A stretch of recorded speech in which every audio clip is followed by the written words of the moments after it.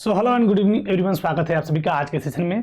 आज हम लोग जेंडर रीजन कास्ट का जो वन शॉट है वो आज हम इस सेशन में बात करने वाले हैं, यानी उसके सभी इंपॉर्टेंट एस्पेक्ट जिस पे हमने विगत लगभग 11 लेक्चर्स में इसके टू द पॉइंट डिस्कशन को टॉपिक वाइज हमने करा है, उसकी वन शॉट यानी उसकी कंप्लीट रिवीजन की बात करें। इस चैप्टर में तो 3 सोशल डिफरेंसेस का डिस्कशन बड़े ही विस्तृत रूप से किया गया है, जिसमें कि पहला सोशल डिफरेंसेस है जेंडर डिफरेंसेस। सोशल का एक पहला डिफरेंसेस जो है जेंडर डिफरेंसेस है, दूसरा आपका रिलीजन बेस्ड डिफरेंसेस है, और third last one is that caste based differences है।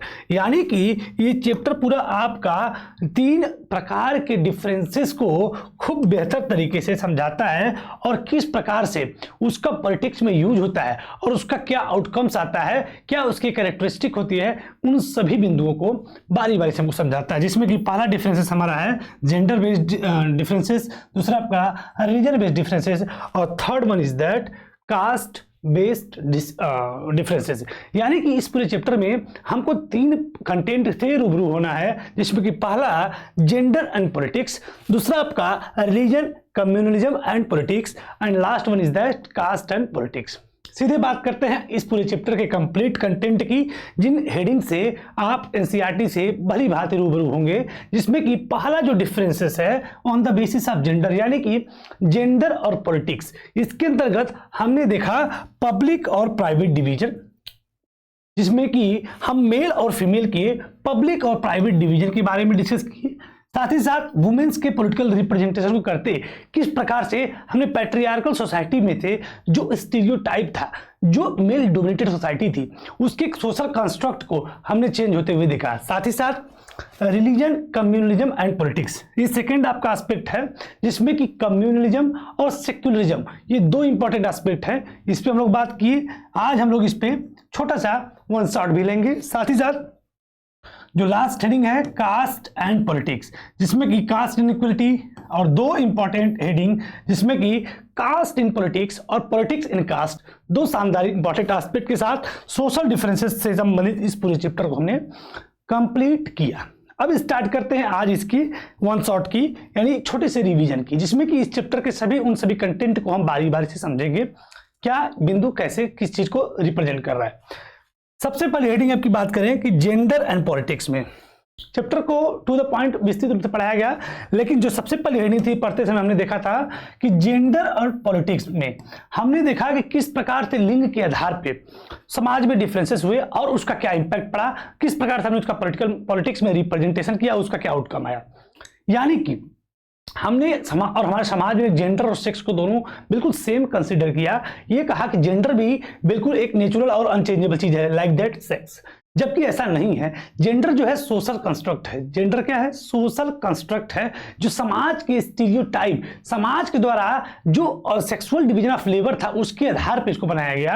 अर्थात ये बना दिया गया सेक्सुअल डिवीजन ऑफ लेबर का जो कॉन्सेप्ट था कि महिलाएं कितने घर के अंदर के जितने भी कार्य होंगे, all work inside the home, ये सभी कार्यों को अंजाम देंगी महिलाएं।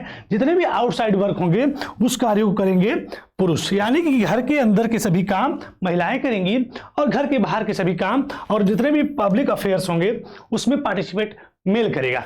साथ ही साथ ये चीजें डिसाइड कर दी गई सेक्सुअल डिवीजन ऑफ लेबर के अंतर्गत, और इसमें बिल्कुल ये माना गया कि जेंडर और सेक्स बिल्कुल एक पॉइंट है, जबकि ये बिल्कुल चीजें ऐसे नहीं है। जब सेक्सुअल डिवीजन ऑफ लेबर किया गया तो इसकी चीज को, मतलब जब इसमें जो डिस्क्रिमिनेशन जब होने लगा महिलाओं के साथ, तो इस बात को पॉलिटिक्स में आपको रेज किया गया, जिसके लिए जो फेमिनिस्ट मूवमेंट ने इसमें शानदार कार्यक्रम किया। यानी फेमिनिस्ट कौन होते हैं? जो पुरुषों और महिलाओं के इक्वलिटी की बात करते हैं हर हाल में। इसमें पुरुष और महिलाओं के हर पर्सपेक्टिव में इक्वलिटी को रिप्रेजेंट किया जाता है। यानी जो भी व्यक्ति इस आइडियोलॉजी को मानता है कि पुरुष और महिलाएं दोनों बिल्कुल समान हैं, उसको फेमिनिज्म आइडियोलॉजी वाला व्यक्ति कहने में कोई दिक्कत नहीं हो सकती है, और बिल्कुल कहा भी जा सकता है।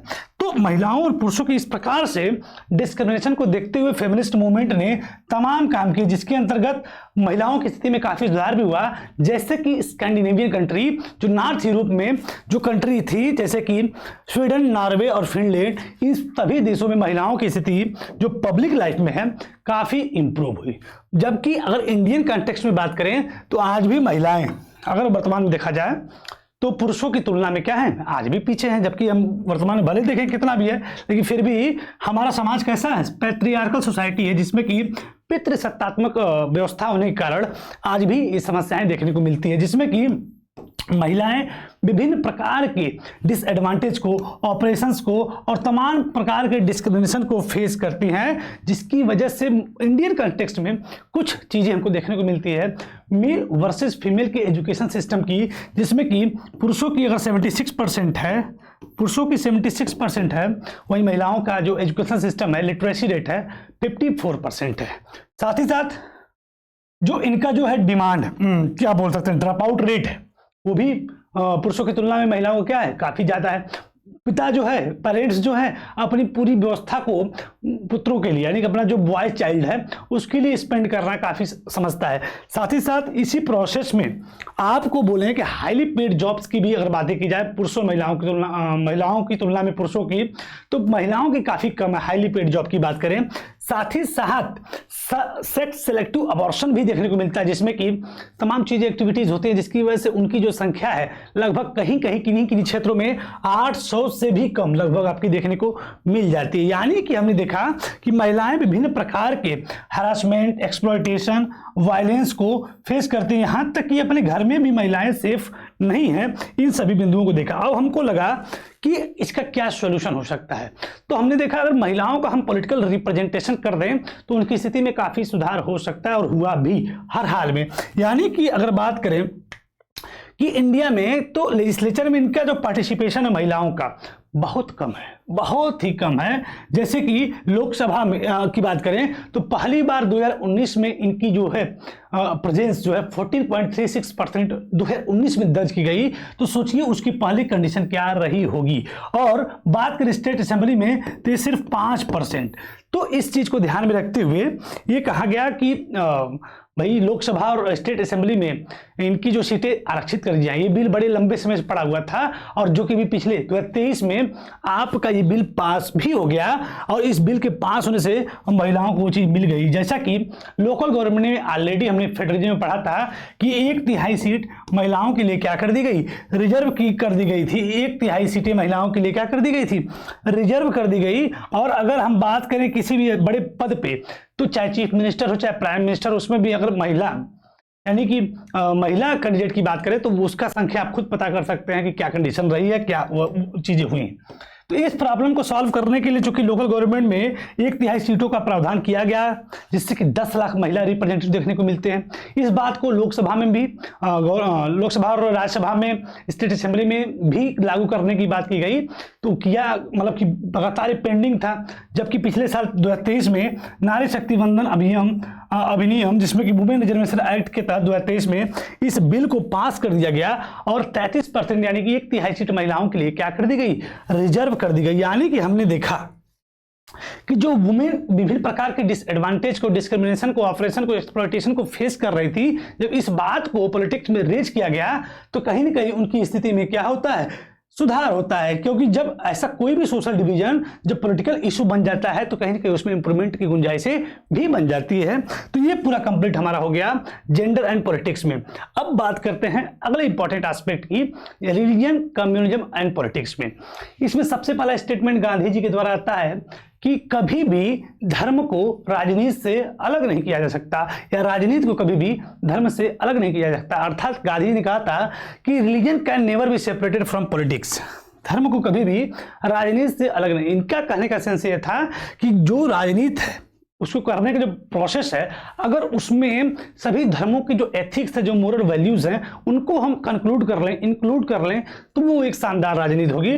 और उसमें ये ऐसा होना भी चाहिए कि उन्होंने कहा था कि guided by ethics drawn from religion, जो हर धर्मों के द्वारा जो एथिक्स होते हैं उन सभी से गाइडेड होकर राजनीति होनी चाहिए, तब एक बड़ी ही शानदार राजनीति देखने को हमको मिल सकती है, जिसमें कि विभिन्न प्रकार के कहा गया कि गवर्नमेंट के द्वारा भी अपील की गई, गवर्नमेंट के लिए भी अपील की गई कि वो ऐसे कानून को लाएं, स्पेशल स्टेप उठाएं कि जिसमें किसी भी देश में कम्युनल राइट और वायलेंस किसी भी प्रकार के रिलीजियस माइनॉरिटी के साथ न हो, क्योंकि ये कंसिडर किया जाता है कि हमेशा जो है किसी भी प्रकार के रिलीजियस जो वायलेंस होता है उसमें हमेशा विक्टिम कौन होता है, माइनॉरिटी क्लास का, यानी कि लेकिन ऐसा कोई फैक्ट नहीं है, नुकसान सबका होता है। इसलिए शांति और सौहार्द को बनाए रखना देश में काफी इंपॉर्टेंट एस्पेक्ट बन जाता है, जिसमें कि हर धर्म में, जब सबसे पहला बात करें तो हर धर्म में फैमिली लॉ के नाम पे महिलाओं के साथ डिस्क्रिमिनेशन हुआ।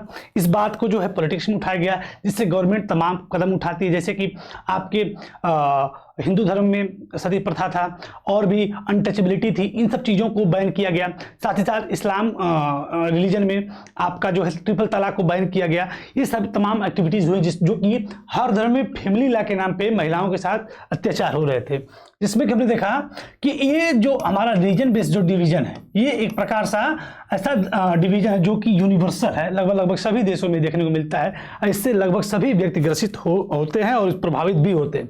अगले एस्पेक्ट में बात करें कम्युनलिज्म, जो संप्रदायवाद जिसमें बोलते हैं, इसकी सबसे इंपॉर्टेंट आपकी डेफिनेशन बन जाती है, जिसमें कि people belonging to a same region should form a nation और in this process the power of state is used to establish the domination of one region group over the rest, जिसमें कि ये consider किया जाता है कि जब किसी देश में किसी भी देश के निर्माण में सिर्फ और सिर्फ एक सेम रिलीजन वाले मिलकर उस किसी देश का निर्माण करें और कोई और भी धर्म है उस देश में, तो एक धर्म का दूसरे धर्म के ऊपर डोमिनेशन, मतलब कि जिस धर्म में कम्युनिज्म की विचारधारा है तो उसका डोमिनेशन हो और इस पूरे प्रोसेस में स्टेट पावर का यूज हो, यानी स्टेट खुद इस चीज को कराए। लाइक दैट श्रीलंका में हमने देखा कि सिन्हाला जो है मेजोरिटी में थे और मेजोरिटी में होने के कारण उनका डोमिनेशन जो है बाकी जो तमिलियन थे, तमिल स्पीकर लोग थे, उनके ऊपर जो सिन्हाला स्पीकर का डोमिनेशन खुद वहाँ की गवर्नमेंट ने कराया। तो यानी हम ये स्पष्ट रूप से कह सकते हैं कि जब सेम रीजन मिलके एक नेशन बनाए और इस पूरे प्रोसेस में स्टेट पावर का यूज हो और जिसमें कि एक धर्म का डोमिनेशन, मतलब सभी धर्मों पे, मतलब कि जिस धर्म में एक कम्युनिज्म देखने को मिलता है उसका डोमिनेशन, वो अगर उस देश में और भी कई धर्म हैं तो उन सभी के ऊपर डोमिनेशन उस धर्म का स्टेट खुद कराए, तो ऐसी विचारधारा क्या कहलाती है, कम्युनलिज्म यानी संप्रदायवाद, जिसमें कि कहा यह जाता है कि हमेशा कम्युनल की थिंकिंग क्या होती है, कम्युनल थिंकिंग होती क्या है, जिसमें कि हम लोग ये जानते हैं कि ये कहा जाए जितने भी एक सेम धर्म के लोग हैं, सेम कम्युनिटी के हैं, उनकी जो फंडामेंटल इंटरेस्ट होता है बिल्कुल सेम होता है और साथ ही साथ उनके बीच में अगर कोई भी कॉमनिटी की बात करें तो बिल्कुल इमैटेरियल बात है, बिल्कुल मतलब इसका कोई सार ही नहीं है, यानी अलग अलग धर्मों में कोई कम्युनिटीज नहीं होनी चाहिए, ना ही होती है। और हमेशा एक कम्युनल थिंकिंग, एक कम्युनल माइंड हमेशा ये सोचता है कि उसका धर्म जो है सामने वाले धर्म से क्या है, सुपीरियर है, यानी एक धर्म को दूसरे धर्म से सुपीरियर कंसीडर किया जाता है।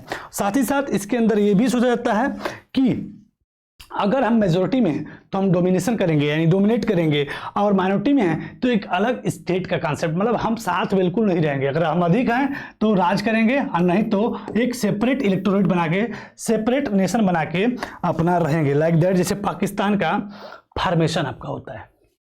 तो क्या ये विचार जो है सही है? तो हमने देखा कि बिल्कुल ये जो कम्युनल की विचारधारा है कि सभी एक धर्म के सभी लोग का फंडामेंटल इंटरेस्ट एक जैसा होता है, उनकी सोच एक जैसी होती है, उनकी सभी चीज़ें एक जैसी, तो बिल्कुल बातें फंडामेंटली फ्लॉड है। ये कहा गया और कहा यह गया कि जो कम्युनिज्म है वो यही नहीं बल्कि कई फॉर्म्स में पॉलिटिक्स में देखने को मिल जाती है, जिसमें कि हमारा जो डेली एवरीडे बिलीव्स है, जिसमें कि अपने धर्म को दूसरे धर्म से मानना हो गया, अपने धर्म को दूसरे देश से धर्म से श्रेष्ठ मानना हो गया, साथ ही साथ किसी धर्म के प्रति जो प्रीजुडिस है, पूर्व धारणा बनाना है, ऐसे तमाम काम है जिसमें कि हम नहीं जानते अपने धर्म का डोमिनेशन, पॉलिटिकल डोमिनेशन करना, ये सभी सोच जो है कहीं ना कहीं कम्युनलिज्म के अंतर्गत देखने को मिल जाती है। यानी हमने ये देख लिया कि हर हाल में एक कम्युनल माइंड जो है डोमिनेट करना चाहता है। तो इसका सॉल्यूशन क्या हो गया? इसका सॉल्यूशन हो गया सेक्युलर स्टेट, यानी कि एक ऐसा राज्य, एक ऐसा देश जो क्या हो, सेक्युलर हो, जिसको हम बोलते हैं धर्मनिरपेक्ष हो। तो इसके डेफिनेशन के अकॉर्डिंग कि secularism refers to the separation of religion from the state, यानी जब separation of religion from state, अब तक क्या था, इंक्लूड था, स्टेट क्या था, उसमें इंक्लूड था। अब क्या है, स्टेट जो है किसी भी धर्म के मामलों से क्या है, बाहर है। तो ऐसी व्यवस्था को, ऐसे इस प्रोसेस से जो देश का निर्माण होता है उस देश को हम लोग सेकुलर स्टेट बोलते हैं।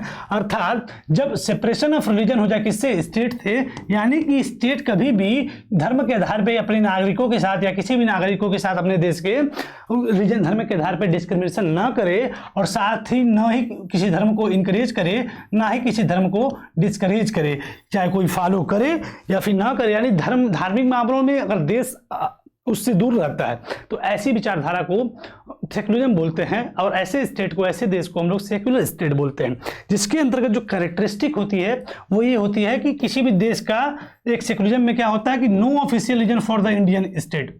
भारत एक सेकुलर स्टेट है, इसको हम कैसे कर सकते हैं, क्योंकि भारत का कोई भी ऑफिशियल रिलीजन नहीं है। Like that Sri Lanka, like that Pakistan, like that तमाम देश हैं जिसके, चाइना, उन सबके अपने अपने ऑफिशियल रिलीजन है, लेकिन भारत का कोई भी ऑफिशियल रिलीजन नहीं है। भारत सर्वधर्म समभाव के भाव से चलता है, जिसमें कि साथ ही साथ भारतीय संविधान ने भी ये चीजें सबको स्वतंत्रता दे रखी है कि कोई भी व्यक्ति कोई व्यक्ति स्वतंत्र है किसी भी धर्म को प्रोफेस करने के लिए, प्रैक्टिस करने के लिए और प्रोपगेट करने के लिए, या फिर करे, फॉलो ना करे, ये उसका मैटर है कि कभी भी स्टेट इस चीज में इंटरवीन नहीं करेगा, इंटरवेंशन उसका नहीं होगा। साथ ही साथ जो कॉन्स्टिट्यूशन है, किसी प्रकार का धर्म के आधार पे जो विभाजन है, भेदभाव है, उसको पूरी तरीके से रोकता है। अब इस प्रकार से हमने देखा कि रिलीजन जो है उसके जितने भी, जब रिलीजन में हमने पहले देखा क्या डिस्क्रिमिनेशन हो रहा है, फिर हमने इसमें देखा कम्युनिज्म क्या है, फिर हमने देखा इसका सोल्यूशन क्या है, सेकुलरिज्म क्या है। इन दोनों पॉइंट के बाद अब हमारा जो लास्ट एस्पेक्ट बनता है कास्ट एंड पॉलिटिक्स। जो कास्ट इनइक्वालिटी है इंडियन कॉन्टेक्स्ट में यूनिक है। कास्ट जो इनइक्वालिटीज है या कास्ट एंड पॉलिटिक्स का जो टॉपिक है, जब जैसे कि जेंडर और जो रिलीजन था, ये यूनिवर्सल एक प्रकार से कह सकते हैं, हर देशों में ये देखने को मिल जाता है। जबकि जो कास्ट इनइक्वालिटी है, कास्ट एंड पॉलिटिक्स का जो टॉपिक है, वो इंडियन कॉन्टेक्स्ट में क्या है, बिल्कुल यूनिक है, इंडियन पर्सपेक्टिव में बिल्कुल अनोखा है। जिसमें कि कहा जाता है कि कास्ट सिस्टम, जिसमें कि किसी व्यक्ति के कार्य करने की जो व्यवस्था थी, जो ऑक्यूपेशनल डिवीजन ऑफ लेबर था, ऑक्यूपेशनल डिवीजन ऑफ लेबर की वजह से कास्ट का निर्माण हो गया। और गलती तो तब हुई, एक्सट्रीम फॉर्म तो तब आया जब उसी जात के साथ, जिसमें कि बिल्कुल लोअर कास्ट या जिसको इंफीरियर कास्ट कंसिडर करके उसके साथ भेदभाव होने लगा। तो ये कहीं ना कहीं कास्ट इनइक्वालिटी का या कास्ट एंड पॉलिटिक्स का या कास्ट डिवीजन का बिल्कुल ब्रूटल फेस उभर के सामने आता है, जिसमें ये कहा जा रहा है कि what makes it different from the other society that in the system hereditary occupational division, जिसमें हेरिडेटरी ऑक्यूपेशनल डिवीजन की वजह से किसी एक धर्म, एक जात के साथ क्या हो, भेदभाव। जिसमें कि अब क्या होता है कास्ट एंड पॉलिटिक्स में, अगला जो इंपॉर्टेंट सबसे दो चीजें हैं कि कास्ट सिस्टम बिल्कुल एक हमारे देश की बर्निंग इशू आज भी है, ऐसा नहीं कि नहीं, लेकिन कास्ट सिस्टम जो पहले एक्सट्रीम फॉर्म में था, उसमें तमाम जो सोशल रिफॉर्मर थे, तमाम लोगों की वजह से काफी कम हुआ है। तमाम फैक्टर की वजह से कास्ट सिस्टम पे अंकुश लगा, जो डेस्पोटिज्म था ये कहीं ना कहीं कम हुआ। जिसमें कि सबसे पहला जो आप सोशल रिफॉर्मर की वजह से कास्ट सिस्टम को ब्रेक डाउन होते देख सकते हैं। साथ ही साथ जो सोशियो इकोनॉमिक चेंजेस थे, सोशियो इकोनॉमिक चेंजेस होने की वजह से भी कास्ट सिस्टम ब्रेक डाउन हुआ, यानी कमजोर हुआ। जिसके अंतर्गत चाहे इकोनॉमिक डेवलपमेंट हो, लार्ज स्केल पे अर्बनाइजेशन हो, लिटरेसी रेट का बढ़ना हो, ऑक्यूपेशनल मोबिलिटी होने का, लैंडलॉर्ड की पोजीशन कमजोर होने का, नोशन को बदलने का, साथ ही साथ संविधान ने तमाम जो है प्रोहिबिशन लगा दिया है कि आप बिल्कुल भी जाति के आधार पर किसी के साथ भेदभाव करना गैर कानूनी है, ये आप नहीं कर सकते। इन सभी की वजह से हम देख सकते हैं कि आपका कास्ट डिवीजन ब्रेक डाउन हुआ। वर्तमान में कंटेम्प्रेरी इंडिया की बात करें तो जो कास्ट सिस्टम है उसकी क्या कंडीशन है, तो आज भी कहीं ना कहीं कास्ट सिस्टम विद्यमान है इंडियन कॉन्टेक्स्ट में, क्योंकि आज भी एक सेम कास्ट का व्यक्ति सेम कास्ट में ही मैरिज करने का बिल्कुल पूरी व्यवस्था है। अगर आप करते हैं तो आप महसूस करेंगे क्या एक्टिविटी हो सकती है, यानी कास्ट सिस्टम आज भी है। और अनटचेबिलिटी का जो कॉन्सेप्ट है वो अभी भी पूरी तरीके से खत्म नहीं हुआ, जरूरत है इसको पूर्ण रूप से उखाड़ कर फेंकने की। साथ ही साथ आज भी कास्ट सिस्टम को इकोनॉमिक स्टेटस से जोड़ के देखा जा सकता है। जिसमें कि अब बात करें कास्ट इन पॉलिटिक्स की। कास्ट इन पॉलिटिक्स क्या है, जब सेम कम्युनिज्म की तरह जब किसी देश के लिए धर्म जो है, धर्म और स्टेट की जो पावर है दोनों एक साथ हो जाए और बिल्कुल धर्म को ही सब कुछ माना जाने लगे तो कम्युनिज्म बोलते हैं। उसी प्रकार से कास्टिज्म आ गया, जब जात को ही सब कुछ मतलब कंसिडर किए जाने लगे। यानी एक जात वाले एक सेम सोशल कम्युनिटी वाले हैं, उनके फंडामेंटल इंटरेस्ट सेम है, यानी कि बिल्कुल लाइक दैट कम्युनलिज्म। कहा जाता ये है कि इनका जो थिंकिंग प्रोसेस है कि सेम कास्ट के ग्रुप जो है उनकी नेचुरल सोशल कम्युनिटी होती है और उनके इंटरेस्ट भी क्या होते हैं, कॉमन होते हैं, जिसको वो किसी और के साथ शेयर नहीं करते हैं, जैसा कि हमने कम्युनिज्म के केस में देखा है।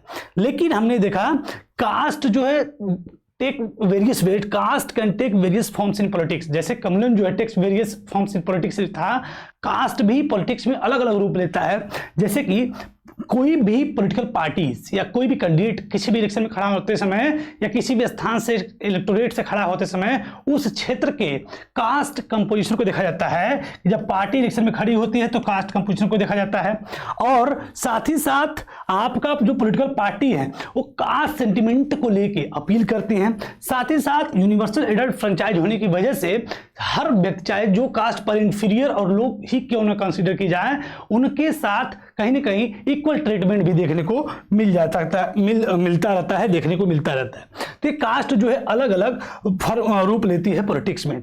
यानी कि हमने देखा कि क्या ये इलेक्शन जो कास्ट जिस प्रकार से इंक्लूडेड है इलेक्शन में, या इलेक्शन में जिस प्रकार से कास्ट को हम देख रहे हैं, ऐसा प्रदेश होता है कि एक इलेक्शन के लिए कास्ट ही सब कुछ है।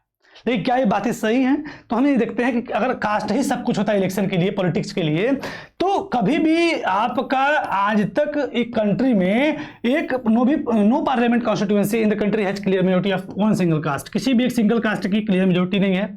कोई भी पार्टी एक कास्ट के सभी वोटों को नहीं पाती है। जबकि हम लोग इसमें कॉन्सेप्ट जानते हैं वोट बैंक का। वोट बैंक का कॉन्सेप्ट क्या है कि अगर किसी जाति को किसी एक पार्टी का वोट बैंक कहा जाता है, इसका मतलब सिंपल सा ये है कि उस जात के मैक्सिमम लोग उस पार्टी को वोट करते हैं। ये नहीं कि उस पार्टी के सभी लोग उस पार्टी को वोट करते हैं, उस जात के सभी लोग उस पार्टी को वोट करते हैं, ऐसा नहीं। वोट बैंक का मतलब उस कास्ट के मैक्सिमम लोग उस पार्टी को वोट करते हैं, सपोर्ट करते हैं। साथ ही साथ अगर ऐसा होता तो भाई, अगर कास्ट ही सब कुछ है, कास्ट कंपोजिशन को देखते हैं तो अगर एक पार्टी जो है एक कोई मान लीजिए कॉन्स्टिट्यूएंसी है, यहाँ से कोई पार्टी ए ने देख लिया कि यहाँ पे ये जो कास्ट है मेजोरिटी में है, उस कास्ट के व्यक्ति को वहाँ से उसने खड़ा कर दिया, तो पार्टी बी जो है वो भी तो उसी कास्ट के व्यक्ति को खड़ा कर सकती है। तो ऐसा नहीं है कि बिल्कुल कास्ट ही सब कुछ होता है पॉलिटिक्स में। ये बिल्कुल बातें फंडामेंटली फ्लॉड हैं, इसको भी हम बोल सकते हैं। और रूलिंग पार्टी, रूलिंग जो एमपी और एमएलए होते हैं किसी भी टेरिटरी के, अगर मान लो कास्ट बेस पे ही वो इलेक्ट होकर आते, तो फिर अगर उस टेरिटरी में, उस इलेक्टोरेट में अगर कास्ट ही सब कुछ मायने है, कास्ट अधिक है, उस कास्ट की वजह से, उस कास्ट के व्यक्ति को खड़ा करने की वजह से उस कास्ट के सभी लोगों ने उसको वोट दे दिया, जिसकी वजह से एमपी बन गया, एमएलए बन गया, तो फिर वो फ्रोजन हो जाता है, कभी वो हारता ही नहीं। लेकिन हम अक्सर देखते हैं कि सिटिंग एमपी और एमएलए हारते हुए हमको देखने को मिल जाते हैं। यानी कास्ट ही सब कुछ नहीं होता, तमाम फैक्टर होते हैं एक देश के लिए, एक पॉलिटिक्स के लिए। जब जनता वोट देती है तो तमाम चीज़ों को ऑब्जर्व करती है, जिसमें कि पॉलिटिकल पार्टी से भी स्ट्रॉन्ग अटैचमेंट लोगों को देखने को मिल जाता है, उनके ग्रुप परफॉर्मेंस को भी एसेस करती है लोग, इस आधार पे भी वोटिंग होती है। यानी कि हमेशा हम ये कह सकते हैं कि सिर्फ कास्ट के आधार पे ही वोट नहीं होता है, यानी कास्ट ही मैटर नहीं करता। कास्ट एक इंपॉर्टेंट रोल प्ले करता है, लेकिन कास्ट ही सब कुछ नहीं होता। अब जो लास्ट टॉपिक है वो है पॉलिटिक्स इन कास्ट। कैसे? कह रहा है कि पॉलिटिक्स इन कास्ट क्या होता है। कह रहा है कि पॉलिटिक्स इन कास्ट, हमने देखा कास्ट एंड पॉलिटिक्स और पॉलिटिक्स इन कास्ट, हमने ये देखा कि आपका जो है हमेशा it is not politics that get caste ridden, it is the caste that get politicised. हमेशा जो राजनीति है जातिग्रस्त नहीं होती, बल्कि कभी कभी जाति भी जो है राजनीतिग्रस्त हो जाती है। ये बड़ा ही शानदार स्टेटमेंट इसमें लिखा हुआ है। कह रहा है कि हर किस प्रकार से पॉलिटिक्स इन कास्ट, यानी जाति में कैसे, जाति के साथ कैसे राजनीति होती है, जिसमें कह रहा है कि हर जो कास्ट ग्रुप है अपने आप को बड़ा करना चाहता है, जिसके लिए वो उस कास्ट के जो सब कास्ट हैं या तमाम जो सब कास्ट हैं उनको एक साथ इनकॉर्पोरेट करता है, जिससे वो बड़ी यूनिट बना ले। साथ ही साथ आपके एक कास्ट है और दूसरी कोई और कास्ट है, ये दोनों साथ मिलके भी बड़ी होनी चाहती हैं, कोलिजन करना चाहते हैं, डायलॉग और नेगोशिएशन करना चाहते हैं, जिससे कि ये बड़ी यूनिट बन पाए, पॉलिटिक्स में उनका एक दबदबा बन पाए। साथ ही साथ नए कास्ट ग्रुप जैसे कि फॉरवर्ड और बैकवर्ड, इस कास्ट ग्रुप का भी निर्माण होता है, जिसके अंतर्गत फिर वही कास्ट अपने आप को बड़ी यूनिट बनाना चाहती है, जिससे उसका पॉलिटिकल डोमिनेंस क्रिएट हो सके। यानी कि हमने ये देखा कि caste play different kinds of role in politics, जिसमें कि हमने देखा कि कास्ट को पॉलिटिक्स में लाने से नुकसान भी है, फायदा भी है। फायदा क्या है, हमने नुकसान क्या है हमने देख लिया। फायदा क्या है कि जब कास्ट इसी को पॉलिटिक्स में, जैसे कि जेंडर इशू को, रीजन इशू को हमने पॉलिटिक्स में लाया, तो क्या जैसे जेंडर इशू को लाए तो पॉजिटिव था, रीजन को लाए तो निगेटिव मैक्सिमम देखने को मिला, कास्ट को लाए तो इसका भी कुछ पॉजिटिव इंपैक्ट पड़ेगा। यानी कि पॉजिटिव और निगेटिव दोनों इसका देखने को मिल रहा है। निगेटिव भी हमने देख लिए, पॉजिटिव भी देख रहे हैं। पॉजिटिव क्या है कि जितने भी डिसएडवांटेज कम्युनिटी हैं उनको भी डिमांड करने का हक मिल जाएगा कि शेयर उनके साथ भी पावर का क्या हो, शेयरिंग हो। और जितने भी ओबीसीज हैं, दलित हैं, इनके साथ भी ये भी डिसीजन मेकिंग प्रोसेस में पार्टिसिपेट कर सकते हैं। और इनकी सिर्फ कास्ट को पॉलिटिक्स में ले जाने की वजह से, जबकि 1 पर्सन 1 वोट 1 वैल्यू की वजह से, यूनिवर्सल एडल्ट फ्रेंचाइज की होने की वजह से आपका जितने भी पॉलिटिकल और नॉन पॉलिटिकल पार्टी होती हैं जातियों के लिए, जो चाहे निम्न कास्ट की जाति को, जिसको हम लोग मतलब बिल्कुल इंटरवेंशन नहीं करने देते थे हम लोग, मतलब कि जितने भी पॉलिटिकल लीडर्स थे जो स्टीरियोटाइप जिनके मन में भरा हुआ था, इंटरवेंशन उनका नहीं करने देते थे, आज वो भी पॉलिटिकल हो या नॉन पॉलिटिकल हो, उनके हक के लिए, उनकी फेयर शेयर ऑफ पावर के लिए डिमांड करते हैं, एजिटेट करते हैं, तमाम एक्टिविटीज़ करते हैं, उनके डिग्निटी की, उनके इंडिविजुअल फ्रीडम की बातें करते हैं, उनके हक की बातें करते हैं। कहीं ये पॉजिटिव एस्पेक्ट है जात का, जिसमें कि जात के साथ जितने भी मतलब एक्सप्लॉयटेशन, ऑपरेशन या जो भी चीज़ें जात के आधार पर हुई थी वो ओवरकम हो रही है। यानी कि at the time exclusive attention of caste can produce negative result. हमने देखा कास्ट जो है नेगेटिव रिजल्ट भी लाती है, लेकिन साथ ही साथ कास्ट को पॉलिटिक्स में ले जाने की वजह से उसका पॉजिटिव रिजल्ट भी देखने को मिलता है। और लेकिन एक चीज और देखना है कि पॉलिटिक्स में केवल अगर कास्ट को ही सुपीरियर मान लिया जाएगा, पॉलिटिक्स में केवल कास्ट को ही सुपीरियर मान लिया जाएगा, तो कहीं ना कहीं कुछ गंभीर मुद्दे जैसे कि करप्शन, पॉवर्टी, डेवलपमेंट जैसे इंपॉर्टेंट एस्पेक्ट से हमारा ध्यान भटक सकता है, गवर्नमेंट जो है हमें बरगला सकती है। यानी कि caste is not everything in a politics, लेकिन कास्ट कुछ तो है, इंपॉर्टेंट रोल प्ले तो करती है, लेकिन कास्ट ही सब कुछ नहीं। अगर कास्ट को ही बार बार हम कंसीडर करते हैं तो कुछ इंपॉर्टेंट एस्पेक्ट जैसे कि पॉवर्टी, डेवलपमेंट, करप्शन जैसे गंभीर मुद्दों से हमारा ध्यान भटक सकता है और देश इस सिर्फ कास्ट सिस्टम में उलझ के रह जाएगा। यानी हमने कंप्लीट देख लिया इस पूरे चैप्टर में gender division, religion based division और caste based division. Gender division में पब्लिक और प्राइवेट डिवीजन देखा, और उसके बाद पॉलिटिकल वुमेन्स का पॉलिटिकल रिप्रेजेंटेशन कैसे हुआ उसको देखा। रिलीजन बेस्ड डिवीजन में हमने देखा communism, secularism. Caste in politics में कास्ट इनइक्वालिटी को देखा, कास्ट इन पॉलिटिक्स को देखा और पॉलिटिक्स इन कास्ट को देखा। साथ ही साथ इन सभी बिंदुओं पे बिंदुवार तरीके से एक सेशन ऑलरेडी अपलोडेड है, अब जाके उसको भी देख सकते हैं। फिलहाल आज के इस वन शॉट में इतना ही। आज के लिए नमस्कार, धन्यवाद।